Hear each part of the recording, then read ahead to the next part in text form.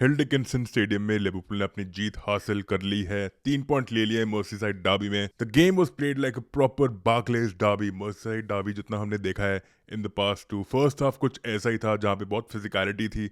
आई thought कि Everton in the first 25-30 minutes were very good physically. I think Mykolenko, Branthwaite, Tarkowski, Garner and Idrissa Gueye ने भाई Liverpool की midfield और attack को null and void करके रखा था। इतना कि भाई इसाक का फिर से फर्स्ट हाफ में ओनली 5 टचेस एंड 1 शॉट, जिसमें से उन्होंने कुछ किया ही नहीं। इन टोटलिटी उनकी गेम में 9 टचेस थे and 1 shot, again an abysmal shot from Isak, but again maybe he is not really come down to the full match fitness. ठीक है, बिट्स की बात करें भाई, ओवरऑल स्टेट ऑफ प्ले बिट्स का भी मेरे को कुछ खास नहीं लगा। I thought bits was again getting displace again and again. I think Branthwaite, Dewsbury Hall, Garner, James Garner ने तो भाई सबकी जिंदगी हराम कर दी थी। पहले 20-25 मिनट में जितने भी ट्रांजेक्शन आए थे एवर्टन के लिए, वो जेम्स गार्नर के द्वारा ही आए थे। I think Beto was looking very dangerous. McNeil, Dwight McNeil was trying to trouble Robertson quite a bit. वहाँ पे एवर्टन ने थोड़ा बहुत मोमेंटम दिखाया एंड शॉट्स लिए जहाँ पे लिवरपूल की डिफेंस को ब्रेक भी कर दिया था। Again Konate and Van Dijk की तरफ से very susceptible performance defensively. I think Van Dijk was not that aware in certain situations जहाँ पे उन्होंने एक ऑफसाइड गोल स्कोर किया था। वहाँ पे Robertson tried to tried to tackle Beto, tried to get physical with him, but Van Dijk was standing right there, ball watching. And a couple of occasions Van Dijk had to basically protect the ball, right? Ball was in the air and as expected, bounce करने वाली थी keeper और Van Dijk की in no man's land. वहाँ Beto was again being the aggressor. वो situation ऐसी बन गई थी कि वैन डाइक भाई बॉल रिट्रीव ही नहीं कर रहे, वो कह रहे हैं कीपर को आके ले लो, but ball wasn't getting into the D. वहां पे भाई हेल्टर स्केल्टर सिचुएशन जहां Beto try to get into the duel again. Thankfully keeper ने कुछ करके हेडर मारा या लात मारी, जो भी किया, and the ball was displaced. मामार दाशवली भाई एक ऐसे इंसान है जिनके लिए भाई लोग बोल रहे थे शुरुआत में कि फर्स्ट हाफ में डिस्ट्रीब्यूशन वाजंट गुड इनफ। मैं फिर से बोल रहा हूँ, it is instructed by the manager for him to play long first. Second, अगर हम if he start playing from the back, I think मामा दाशवली will be more reserved and he'll be more patient and composed. But unfortunate the way he landed on his knee and he injured himself. Not a spectacular scene. देखें, Derby के हिसाब से मैं काफ़ी खुश हूँ। ठीक है, the way our season has gone, पिछले 3 परफॉर्मेंसेज जब से सलाह का डिपार्चर का अनाउंसमेंट हुआ है, I think first of all Mohamed Salah has been the pioneer in the team.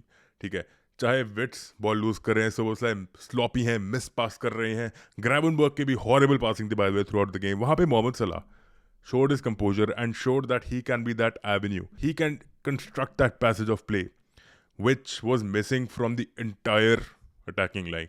वहीं मेरे को लगा कि Gakpo was the only one who was troubling Tarkovsky and Nathan O'Brien in the first half. But एक resolute performance होती है ना, वो आती है when you grow into the game, and that is what Mohamed Salah showed in this game.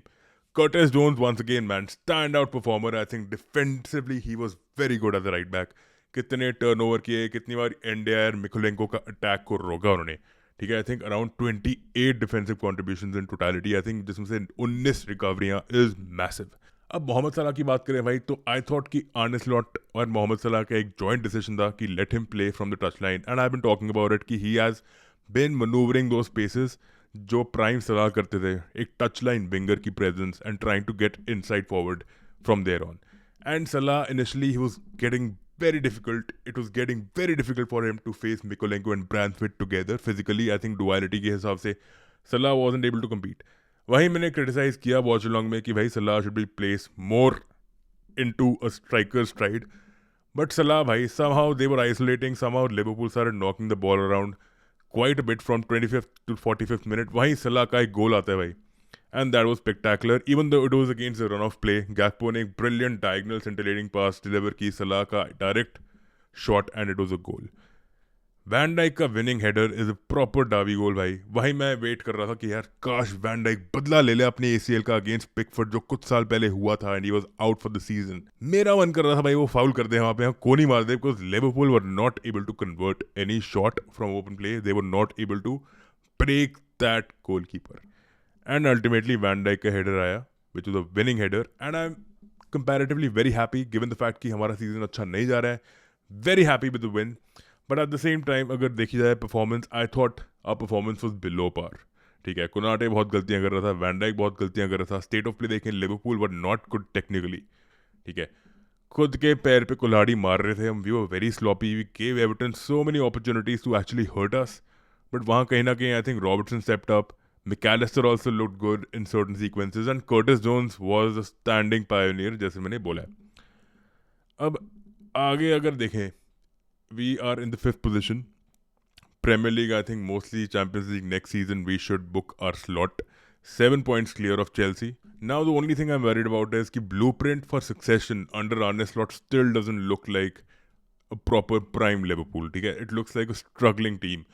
अब conundrum या confusion यहाँ आता है कि यार ये सेम खिलाड़ी पिछले 5 फिक्चर 15 दिन में खेले हैं and they have shown some sort of form. ठीक है, maybe against PSG we might have lost that fixture, but again I felt in one of the legs we were good. We were good enough. Second half में specifically against them. Premier League में हमने Fulham को beat किया अभी, अब हमने Everton को beat किया. So we are getting back to winning ways again, but it has been a very precarious situation for Liverpool, specifically under Arne Slot. And I'm still not happy with this coach, with his coaching principles, with the way he addresses everything, public revelations कि भाई player ये कर रहा है या ये काम किया जा रहा है पीछे. I think even the players sometimes look like they are not playing for him. It doesn't look like it. Individual moment पे आई थिंक हमारी ब्रिलियंस निकली है आज की भी. वहीं जहाँ फ्लोरिन वर्ड्स से एक्सपेक्ट किया जाता है कि he is actually going to grow into the game, वहाँ he was diminishing. Like physically I thought कि भाई फ्लोरिन वर्ड्स की इतनी तारीफ की गई कि he is been working out, he is been working on his strength, you know he is physically gonna be omni present. But वहीं in the last 3-4 fixtures I felt it has been a shadow of what we have seen from him, traces of that to. ऐसा नहीं है कि consistent level पे. So I think better utilization of the best forwards we have, Isak and Wirtz. जहाँ पे Isak को ball मिल भी नहीं रही थी, but Isak also, your back should be towards Pickford when you're trying to contest for an aerial duel. But वहीं he was looking at Tarkovsky and Branthwaite, जहाँ Liverpool की डिफेंस लॉन्ग बॉल डिलीवर कर रही थी आगे. He's looking at the defenders and he's losing the ball over there. Basic coaching principles have to be questioned here, right?